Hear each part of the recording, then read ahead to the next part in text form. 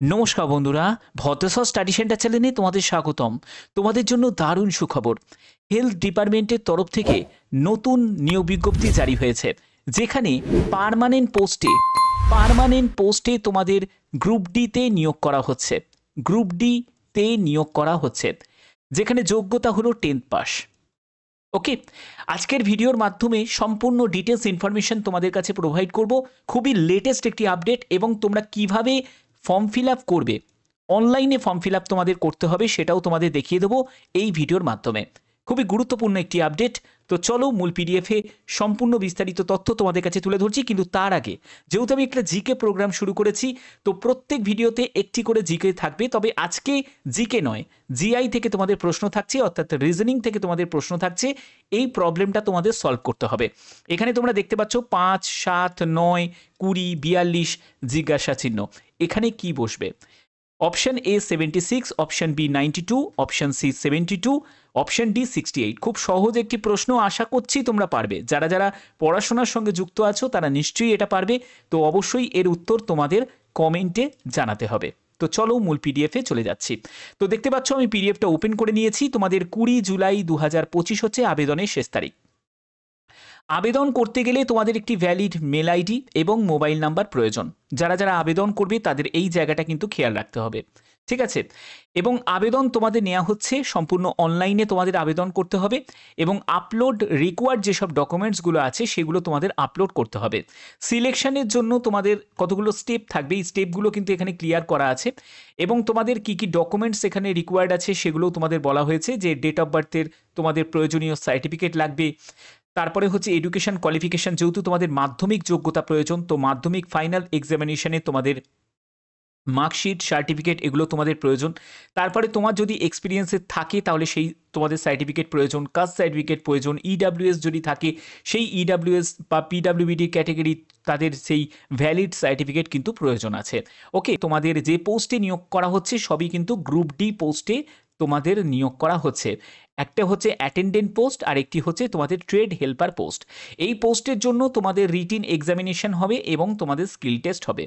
Skill টেস্টটা তোমাদের qualifying nature থাকবে, এবং তোমাদের যে রিটিন এক্সামটা হবে সেটা হলো 100 মার্কসের তোমাদের রিটিন এক্সাম হবে, যেখানে তোমাদের জেনারেল নলেজের ওপর প্রশ্ন থাকবে, ম্যাথের ওপর, লজিক্যাল রিজনিংয়ের ওপর, এবং তোমাদের জেনারেল ইংলিশের ওপর প্রশ্ন হবে। এবং স্কিল টেস্ট যেহেতু তোমাদের কোয়ালিফাইং নেচার, তুমি পোস্টে আবেদন করছো সেই পোস্টে তোমাদের স্কিল চেক করা হবে, ঠিক আছে? এই ব্যাপারে তোমাদের কতটা দক্ষতা আছে।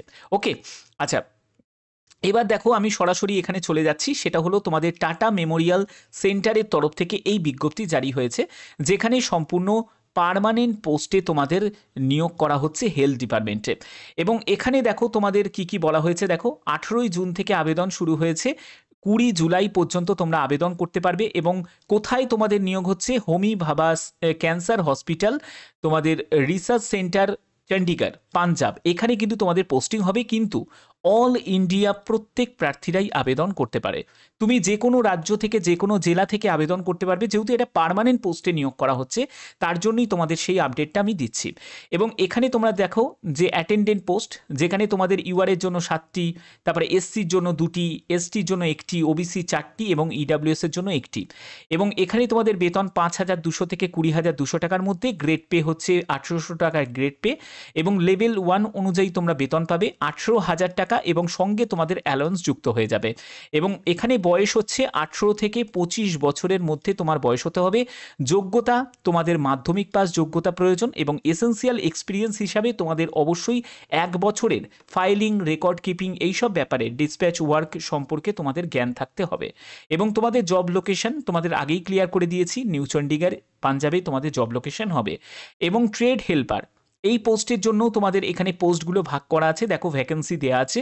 লেভেল 1 অনুযায়ী বেতন পাবে 5,200 টাকা থেকে 20,200 টাকার মধ্যে তোমাদের বেতন থাকবে।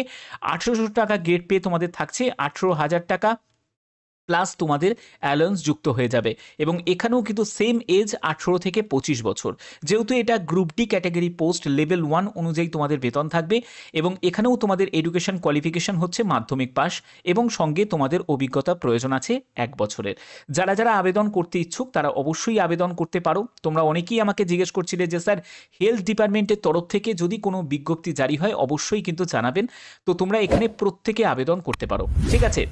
তো এখানে তোমাদের আর কি কি বলা হচ্ছে দেখো, তোমাদের অলরেডি বলে দিলাম যে রিটিন এক্সাম তোমাদের থাকবে, স্কিল টেস্ট তোমাদের থাকবে, এগুলো কিন্তু তোমাদের স্টেপে থাকবে।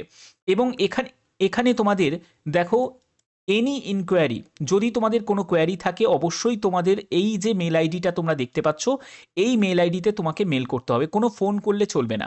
এবং 20 জুলাই 2025 হচ্ছে আবেদনের শেষ তারিখ।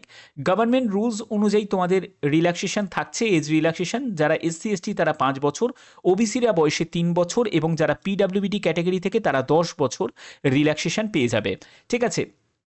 আবেদন মূল্যের ক্ষেত্রে যদি দেখি, এখানে দেখো তোমাদের এসসি এসটি ফিমেল ক্যান্ডিডেট যারা আছো, পিডাব্লিউবিডি ক্যাটাগরি থেকে যারা আছো, এক্স সার্ভিসম্যান যারা আছো, তোমাদের কোনো আবেদন মূল্য লাগছে না। শুধুমাত্র আবেদন মূল্য কারা দেবে? যারা 300 টাকা আবেদন মূল্য দিতে হবে, যারা জেনারেল প্রার্থী তাদেরকে দিতে হবে, ইডাব্লিউএস প্রার্থী তাদেরকে দিতে হবে এবং হচ্ছে তোমাদের ওবিসি যারা প্রার্থী অবশ্যই যারা মেল ক্যান্ডিডেট তাদেরকেই দিতে হবে, ঠিক আছে। তো এখানে তোমাদের অ্যালায়েন্সের সঙ্গে দেখো তোমাদের কি কি থাকছে, ডিএ, এইচআরএ, টিএ, যেরকম তোমাদের গভর্নমেন্ট রুলস অনুযায়ী যেসব তোমরা ফেসিলিটি পাও সব ফেসিলিটি তোমরা পাবে। মেডিকেল ফেসিলিটি পাবে, অ্যাকোমোডেশন পাবে, রিটায়ারমেন্ট বেনিফিট পাবে, এগুলো সবই কিন্তু তোমাদের সুযোগ সুবিধা থাকছে। আর একটা গুরুত্বপূর্ণ ব্যাপার তোমাদের বলবো, এখানে যদি তোমরা এই লোকেশনে মিনিমাম 5 বছর যদি কাজ করতে পারো পরবর্তী সময় তোমরা কিন্তু ট্রান্সফার পেতে পারবে। এবার ট্রান্সফার কোথায় পাবে? যেসব জায়গায় টিএমসি ইউনিট আছে সেই সব জায়গায় কিন্তু তোমরা ট্রান্সফার পাবে। যেমন কলকাতাতেও আছে, কলকাতাতেও কিন্তু তোমাদের এর ইউনিট আছে, এছাড়া তোমাদের গুয়াহাটিতেও আছে। আমি সব দেখিয়ে দিচ্ছি, মানে তোমাদের সম্পূর্ণ ডিটেলসটা আমি দেখাবো যখন তোমাদের ফর্ম ফিল আপটা দেখাবো, তখনই কিন্তু তোমাদের এই ডিটেলসটা আমি তোমাদের দেখিয়ে দেবো, ঠিক আছে। তো চলো ফর্ম ফিল আপটা তোমাদের দেখিয়ে দিই। ফর্ম ফিল আপ করার জন্য তোমরা দেখতে পাচ্ছ ক্লিক হেয়ার টু অ্যাপ্লাই, এই অপশানে তোমাকে ক্লিক করতে হবে। এখান থেকে তোমরা নিউ রেজিস্ট্রেশন বলে একটা জায়গা তোমরা পেয়ে যাবে। এখানে দেখো ক্লিয়ার করেই দিয়েছে যে পিডাব্লিউবিডি ক্যাটাগরি থেকে এসসি এসটি ফিমেল ক্যান্ডিডেটদের কোনো রকম আবেদন মূল্য লাগবে না। এবং এখানে আবেদন করবে কিভাবে? আবেদন করার জন্য সিলেক্ট অ্যাডভার্টাইজমেন্ট নাম্বার, এখানে সিলেক্ট টিএমসি পিউএন এই অপশানটা তোমরা সিলেক্ট করে নেবে। এরপরে হচ্ছে পোস্ট অ্যাপ্লাইড ফর, কোন পোস্টের জন্য আবেদন করছো, অ্যাটেন্ডেন্ট না হেল্পার, সেটা তোমরা সিলেক্ট করে নেবে। তো আমি এখানে অ্যাটেন্ডেন্ট সিলেক্ট করে নিলাম।